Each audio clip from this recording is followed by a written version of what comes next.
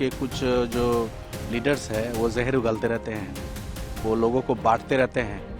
आप नए अध्यक्ष चुने गए हैं, नफरत फैलाना नहीं चाहिए। नौजवान ऊर्जा के साथ भारतीय जनता पार्टी को पूरे विश्व के अंदर और ऊंचाइयों पर लेके जाएंगे, ऐसा मैं विश्व की सबसे बड़ी पार्टी के राष्ट्रीय अध्यक्ष भारतीय जनता पार्टी के आदरणीय श्री नितिन नवीन जी को बहुत बहुत। तो अटल जी, नितिन गडकरी जी, ये लोग जिस रोड पे है, राजनाथ सिंह जी, इस लाइन पे थोड़ा अगर चलने के लिए आप कोशिश करेंगे तो अच्छा होगा। लेकिन उसमें जो सुब्रमण्यम स्वामी बीजेपी के लीडर रहे, इसी तरह अभी जो गए आपके अमित शाह जी भी बीजेपी के लीडर रहे, ये लोगों को बांटते रहे, नफरत फैलाते रहे। इस लाइन पे ना चलें। अपने कर्तव्यों का निर्वहन करने जा रहे हैं और हम सभी बिहार वासियों के लिए सबसे पहले गर्व की बात है, गर्व का विषय है। हमको उनके नेतृत्व में आगे बहुत काम करने को मिलेगा, सीखने को मिलेगा। और मैं खुद मेरा पहला टर्म है, युवा हूँ और विधायक के रूप में अपने कर्तव्यों को निर्वहन करते हुए मैं उनका भी अनुसरण करती हूँ कि उन्होंने कैसे अपना समय एक विधायक के रूप में बिताया है, कैसे वो धीरे धीरे करके आगे बढ़े हैं। अरे बबुआ हमार महाराज हुई है, राजाधिराज हुई है हो। हे राजा जी, हे राजा जी, हे राजा जी, धातु में हीरा पुखराज हुई है, सिरवा के ताज हुई है हो। हे राजा जी, धातु में हीरा पुखराज हुई है, सिरवा के ताज हुई है हो। ऐतिहासिक पल है और ये पार्टी जो विचारधारा है पार्टी की आम कार्यकर्ता कहीं तक भी आगे तक जा सकते हैं, चाहे आप वो प्रधानमंत्री जी के रूप में देख लीजिए और आज हमारे राष्ट्रीय अध्यक्ष के रूप में देख लीजिए। तो ये एक लोकतंत्र पार्टी है जो कम्प्लीटली डेमोक्रेटिक तरीके से आगे बढ़ती है और काबिलियत पे बढ़ती है। तो ये जैसे मैंने कहा ऐतिहासिक पल है और ये आए हैं हमारे राष्ट्रीय अध्यक्ष के रूप में, इन्होंने संभाला है। नवीन जी का मैं बहुत स्वागत करती हूँ।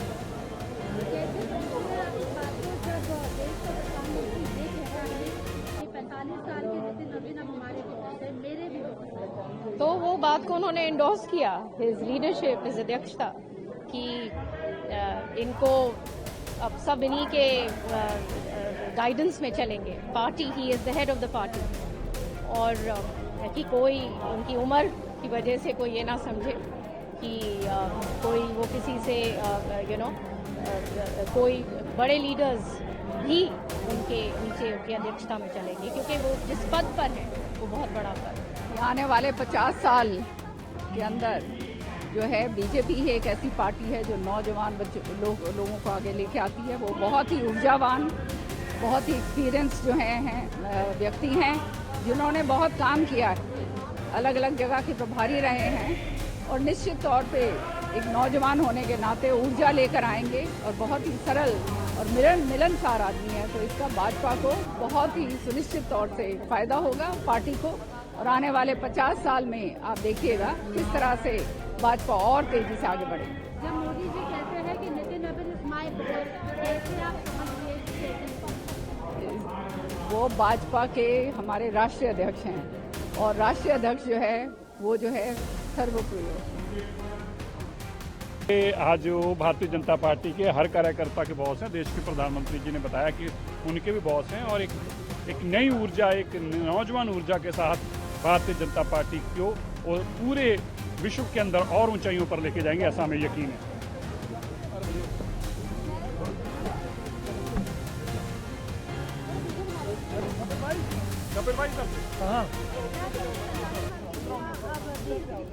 नया उत्साह, नया जोश, नया साल और नए माननीय राष्ट्रीय अध्यक्ष जी नितिन नवीन जी के लिए आज माननीय प्रधानमंत्री। विश्व की सबसे बड़ी पार्टी के राष्ट्रीय अध्यक्ष भारतीय जनता पार्टी के आदरणीय श्री नितिन नवीन जी को बहुत बहुत शुभकामना। और पार्टी ने एक युवा चेहरा को नेतृत्व करने का अवसर दिया है। निश्चित रूप से उनके नेतृत्व में 20 वर्षों का सांगठनिक ये भी आग्रह करेंगे कि बीजेपी के प्रेसिडेंट है, बीजेपी का जो स्लोगन है सबका साथ सबका विकास, आप इसी तरह बीजेपी का जो काम करते रहे, सबका साथ सबका विकास। लेकिन हम जो देखते हैं कि बीजेपी के कुछ जो लीडर्स हैं वो जहर उगलते रहते हैं, वो लोगों को बांटते रहते हैं।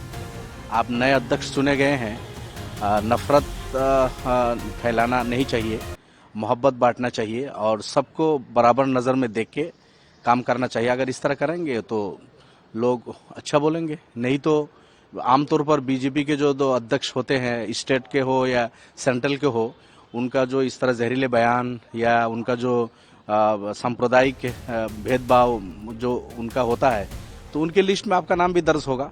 लेकिन अगर आप अटल बिहारी वाजपेयी के लाइन से थोड़ा चलेंगे, नितिन गडकरी जी आपके बीजेपी के लीडर है, वो भी सदर रहे, लेकिन वो थोड़ा सुलझे हुए लोग हैं।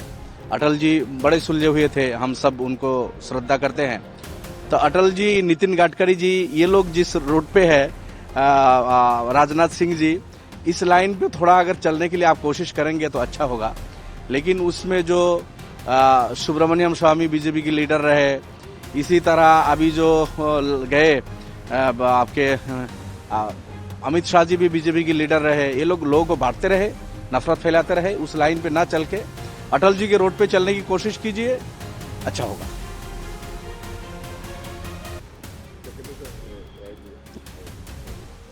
देखिए, आइडिया कांग्रेस के अलायंस की कोई बात नहीं है। अब हम लोग तो कांग्रेस अभी बीजेपी के साथ अगर जोरदार टक्कर देना चाहती है तो कांग्रेस को खुद चाहिए था कि जो बीजेपी विरोधी जो भी पार्टीज है, सबको लेके मिलजुल के बैठ के एक मजबूत गठबंधन बनाते। लेकिन हम लोग कांग्रेस के मानसिकता को जानते हैं। कांग्रेस इससे पहले भी गठबंधन के जो धर्म है उसको निभाने में कांग्रेस फेल होते हैं। इसीलिए कांग्रेस से हम ज्यादा आशा नहीं करते कि वो हमको बुलाएंगे, फिर एक साथ हम लोग मिलेंगे, बीजेपी के खिलाफ लड़ेंगे। ये उम्मीद हमें कांग्रेस से नहीं है। लेकिन कांग्रेस को ये करना चाहिए था, बीजेपी के खिलाफ मतलब मजबूती के साथ लड़ाई करने के लिए बीजेपी विरोधी जितनी पार्टीज है सबको एक प्लेटफॉर्म में लाके, कांग्रेस चूंकि बड़ी पार्टी है, सबको मिलजुल के फाइट देते तो बीजेपी को हम यहाँ से उखाड़ फेंकने में संभव होता। लेकिन कांग्रेस का मानसिकता अलग है। कांग्रेस को अभी पता नहीं, उनको 26 में सरकार बनाने का नहीं फिक्र से उनको ज्यादा है कि 31 में तो कम से कम बन जाएगा। अभी अपनी जमीन को पकड़े रहो। अगर इस तरह की मानसिकता है तो दुर्भाग्य की बात है, नहीं होना चाहिए। कांग्रेस के साथ जो 12, 14, 15 पार्टीज को लेके वो घूम रहे थे कि इनके साथ अलायंस करेंगे, उसमें से आधे अभी नहीं है। अभी 2-4 पार्टी जो है, देख रहा हूँ अखिल गोगोई, वो सुबह कांग्रेस को गाली दे रहे हैं, शाम को कांग्रेस वाले अखिल गोगोई पे अटैक कर रहे हैं। तो इन दोनों में भी अभी रस्साकसी चल रही है। मुझे नहीं लगता है कि इनका भी गठबंधन होगा, तो फिर उससे कांग्रेस से क्या आप उम्मीद करेंगे। तो अल्टीमेटली जाके कांग्रेस वाले, अखिल गोगोई, ये सब मिलके ही बीजेपी के स्पेस निकाल रहे हैं ये लोग। ये दुर्भाग्य की बात है, बस यही इतना है।